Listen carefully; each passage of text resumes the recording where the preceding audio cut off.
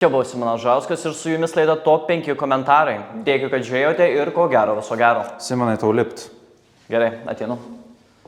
O dabar noriu, kad labai garsiais plojimais pasitiktumėte mano kolegą, bičiulį, vieną vienintelį Simoną Žurauską!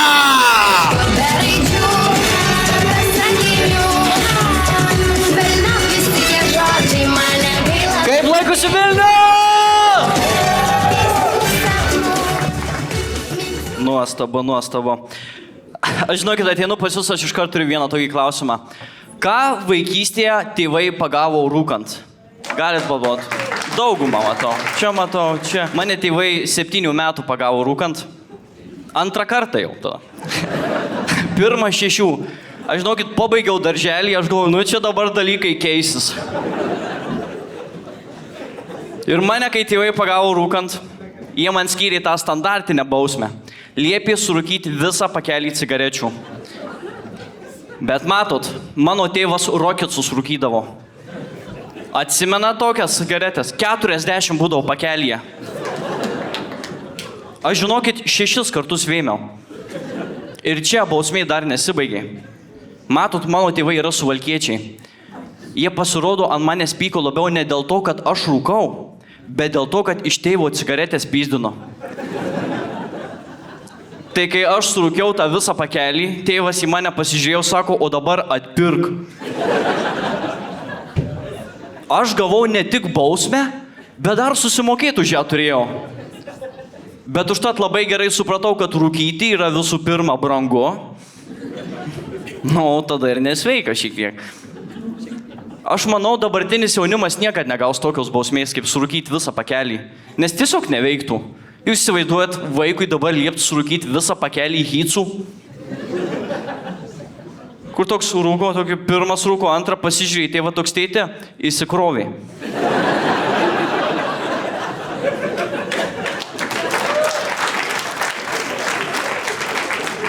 Gerai, bet vis tiek mėgstamiausia jų mano tėvų bausmė man buvo, kad jie mane vesdavosi į bažnyčią. O aš žinokit, nekenčiu bažnyčių. Man ten toks jausmas, kad mane išdresuot bando. Jum taip neatrodo? Nu kur tipo? Stauk, sėskis, klaupkis. Paklausai valandą tokių komandų, gauni skanuką.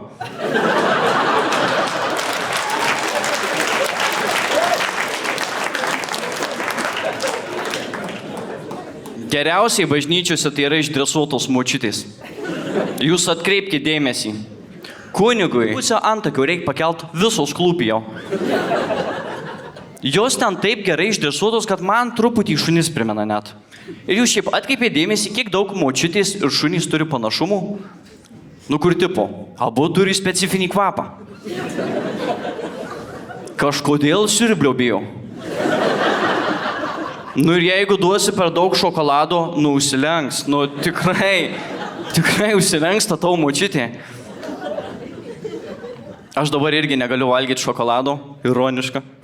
Aš negaliu valgyti šokolado, nes aš susigadinau labai skrandį. Man dabar skrandžio raukas neveikia. Čia yra ta vieta, kur uždaro skrandį, kad maistas į stemplę negrįžtų. Todėl aš, pavyzdžiui, prieš einant miegot, aš negaliu nieko valgyti, nes viskas grįž į stemplę. Bet aš nežinau, kad man lyginai tas pats dalykas yra su skysčiais. Aš prieš porą savaičių labai stipriai prisigėriau, nulūžau, atsibundu ryte blaivas. Jau supratau, kad kažkas ne taip. Pasirodo, kol aš miegojau, man visas alkoholis subėgo į stemplę. Ir aš kai ryte tik atsistojau, viskas krito žemyn. Ir aš vėl prisigėriau. Aš per vieną gėrimą turėjau tiesiog daugiadienės. Aš žinokit dabar supratau, jeigu aš guliu, visi skysčiai į kūno šonų subėga. Tik atsistoju, viskas krenta žemyn. Aš žinokit supratau, kad esu ne žmogus, o gulščiukas. O pavyzdžiui, šį rytą atsibudau, pasižiūriu po antklodę ir gulščiukas ir stačiukas. Nėra taip blogai.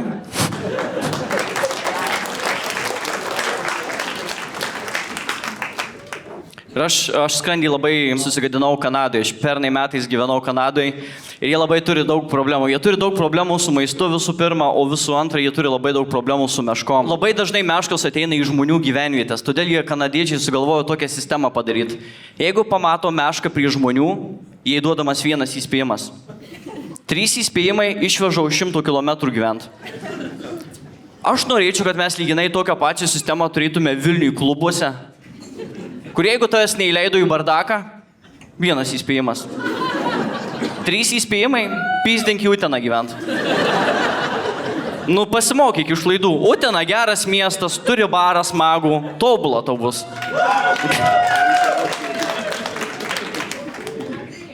Ir aš po Kanados grįžau į Lietuvą ir aš pirmas dalykas, ką padariau, iš karto atsikraušiau Vilnių. Ir aš gyvenu dabar pirmam aukšte bute ir po mano buto langais gyvena 2 katės. Ir visas namas jomis ten baisiai rūpinasi. Ten degių prideda maisto, bet dabar viena problema atsirado. Vienas benamis pradėjo jų šių maistą pyzdint. Tik įdedi, ką nors matai, kaip su šakute atbėga. Žinokit, iš pradžių žiauriai jau pykom, bet dabar taip prie jau pripratom, kad ir jam bliūdelį padėjom. Tai dabar po mano langais yra 3 bliūdeliai. Micei, Lotai ir Mariukui. Jau vardas Mariukas, bet mes jį kieme galimybę vadinam. Nes kiekvieną kartą, kai paklausiu, kiek jam duoti pinigų, jis atsako, nu tai, pagal galimybės. Ir mes su juo vieną kartą labai įsikalbėjom ir jis pasirodo dirba sąvartyne. Sako, aš dirbu sąvartyne dėl to, nes man ten duotas laisvas darbo grafikas, sako, aš dirbu kiek noriu, kada noriu. Sakė, krausysis gyventi į sąvartyną, tai taip išeina, kad dirbs iš namų. Aš žinokit, supratau, kad jis visai ne benamis. Jis freelanceris. Bičas freelancina. Ir mes su juo dabar labai mėgstam dažnai pasikalbėti. Mes ką labiausiai mėgstam su juo daryti, tai tiesiog spręst problemas.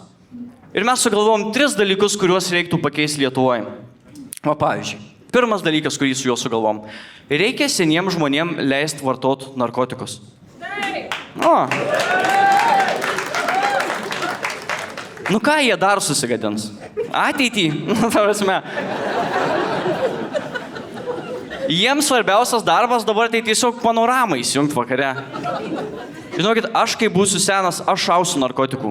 Jūs pamatysit. Mano mėgstamiausia frazė bus, koks čia rytas, jeigu ratas neprarytas.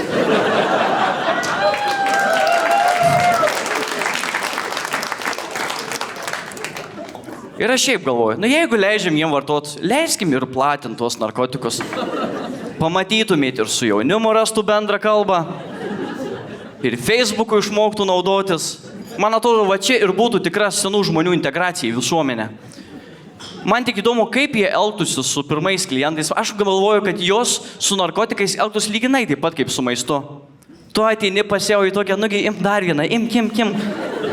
Nu nenoriu, močiutė persivalgiau, jau tų ratų man pizdės. Taip ir sakyk, kad neskanus. Antras dalykas, kurį sugalvojom su benamio galimybė. Reikia pakeisti kai kurių daiktų pavadinimus, nes jie visiškai nelogiški. Žiūrėkit, kodėl mes tą daiktą vadinam liemenėlę, jeigu jį nedengia liemens? Pervadinti reiktų. Pavadinkim krūtinėliai.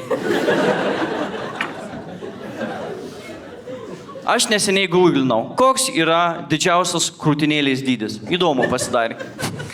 Pasirodo, viena amerikietė turi dydį 102 ZZZ. 102 ZZZ. Čia paskutinė abėcėlės raidė. 3 kartus pakartota. Jos vienos krūties ilgis yra 1,78 cm. Aš tokį ūgį tai tik su kablais pasiekiu. 1,78 m.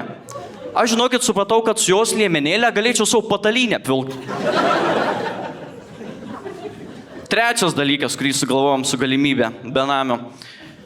Reikia vaikams skirti vardus ne tada, kai jie gimsta, o kai sueina kokią 18 metų. Nes tu tik tada įsiaiškini, kas pas tave ten per padarą auga. Nes dabar labai dažnai duodami vaikam vardai su kažkokia reikšme, kuri visiškai jų netitinka. O pavyzdžiui, mano kaimynas serga depresija, bet tėvas jam įdėjo vardą Ramūnas. Sutinki kokią merginą mieste, vardas meiliai, tėvai išsiskyrė. Duodė sūnui vardą Gitanas, o tą savo nuomonę turi.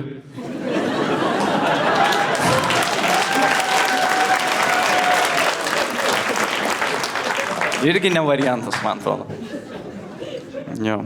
Mes, tiesą sakant, su ta meile draugavom kurį laiką. Ir kol mes su ją draugavom, ji man pastoviai sakydavo, kad reiktų nuvaryti į Stambulą. Ir aš jūs paklausiu, kodėl mums reiktų nuvaryti į Stambulą. Ir ji man pasakė 2 dalykus, ką reiktų padaryti Stambule. Kad mums reiktų tenais nuvaryti patūsint ir nuvaryti turkiškas pirtis. Ir pirmas dalykas, ką aš padariau, kai mes įsiskyrėm, nuvariau į Stambulą. Ir aš nuvarau į Stambulą, pirmas vakaras varau patūsint. Nuostabu, aš pirmą kartą turėjau Stambulę savo gyvenime trysomą. Bet buvau ne tas gerasis. Buvau 2 bičai ir aš. Ne. Ne. Buvau 2 merginos po 15 metų, viskas normaliai. Ne. Šiaip patūsinau, gal neblogai buvo. Ir antrą dieną atėjau, aš sakau, gerai, reikia nuvaryti tą turkišką pirtį. Ir aš paguglinu, viena yra šalia manęs, į ją ir varysiu. Nusileidžiu viešpačio apačią, dar nueinu iki administratoriaus pastikrinti ir sako, labai gera idėja, bet aš tau turiu, sako, geresnę pirtį. Ir jis įjungia man žemėlapį ir jį tiesiog tolina. Jis taip tolina, ko jis 3 minutės tolina. Jis taip padidino mastelį, kad aš vienoje pusėje mačiau tą jau siūlomą pirtį, kitoje Albanija. Albanija net neturi sienos su Turkija. Ir aš nei vieno nematau atsiliepimo apie ją. Ir aš tam sakau administratoriui, ar jie moka anglų kalbą. Ir jis toks. Sakau, ar man nieko ten blogo nenutiks? Galvoju, tai ką man varyti, kai aš šalia turiu tokią gerą pirtį čia. Ir jis man pasako argumentą, nuo kurio aš negalėjau apsiginti. Jis man pasako, šita pirtis yra 7 eurais pigesnė. Man, kaip suvalkiečiui, tiek ir tai reikėjo. Aš nuvarau į tą pirtį, įeinu į ją, susimoku už pirtį 12 eurų ir administratorius pirties paima mane už rankos ir nusiveda į barą. Ir man pasako, ginger beer. Ir aš iškart pradedu galvoti, prieš pirtį imbierinio alaus. Nu, bet galvoju, kas aš toks, kad aš galėčiau abejoti turkų jo pirtį. Davai, sakau. Ir jis man padavė tiesiog paprastą šviesų alų. Ir aš tik tada supratau, kad jis tarp tų 2 žodžių kablelį dėjo.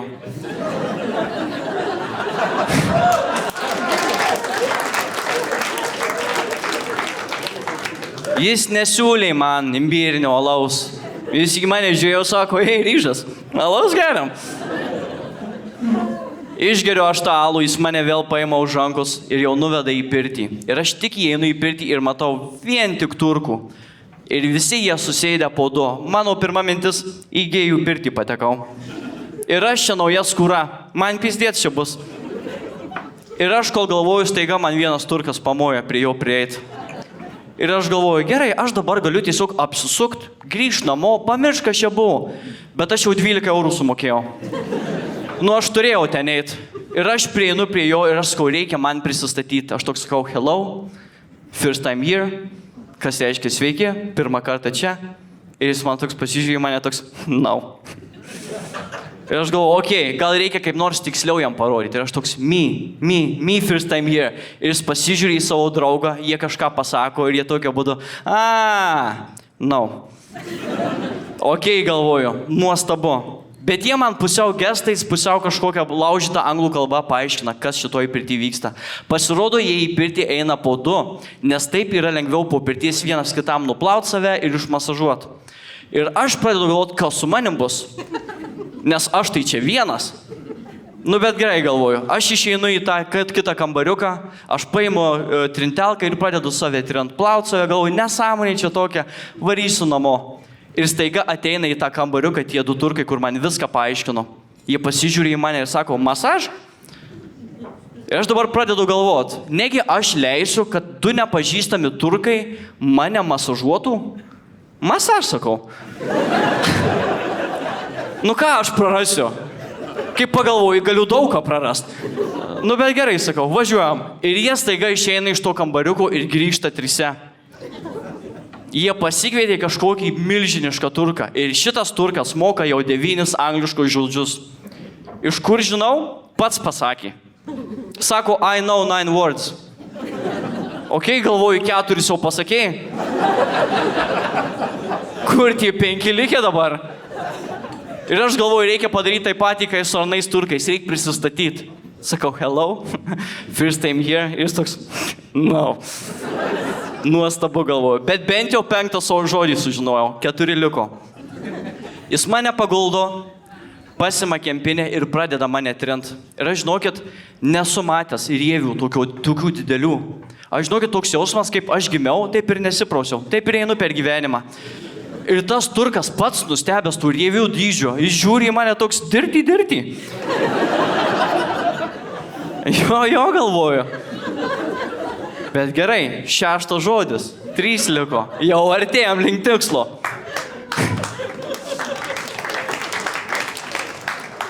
Baigė jis mane trint, mane vandenį nušlaksto, pasima muilo ir pradeda mane plaut. Ir bičas plauna kaip už tėvynę, žinokit. Galva man išplovė, pažastis, ta prasme, kojų tarpupirščius. Kas jums paskutinį kartą plovė kojų tarpupirščius? Man mama. Vakar. Bet vis tiek. Baigė jis mane plaut, dar sykį nulieja vandeniu, pasima aliejaus ir pradeda mane masažuoti. Ir vėl masažuoju nuo galvos, slenka žemyn pečiai, krūtinė, toliau keliauja žemyn ir aš pradedu galvoti, labai gerai, aš labai norėjau kojo masažo, bet iki kojų nedaėjo jis. Jis sustojo ties mano lytiniu organu. Ir žinokit, su manimi yra toks dalykas. Jeigu mane, pavyzdžiui, liečia man nepatinkanti mergina ir bičas, šiuo atveju, mano penis kaip ežiukas, jis iškart pasislėpti nori, jis nori čia nebūt, nori dingt. Bet šį kartą jis nesislėpė. Aš galvoju, pydarė, tu pydarė. Mane vieną čia palieki dabar. Ir tas turkas, žinokit, tokius dalykus išdarinėjo.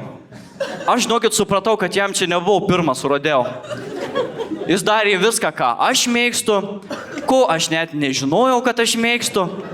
Žinokit, merginos jums ten reiktų praktiką atlikti. Ir aš pradedu galvoti, gerai, aš dabar realiai reprezentuoju Lietuvą. Aš negaliu greit baigti. 13 sekundžių. Viskas. 13 sekundžių. Baigiau. Ir turkas net nekrūptelės. Pasižiūrė mane dar sykį, nulieja mane vandeniu ir sako, finish. Iš vienos pusės. Ačiū Dievui, kad viskas baigės. Iš kitos pusės, čia buvo 7 žodis ir aš lieku 2 taip ir nesužinojęs.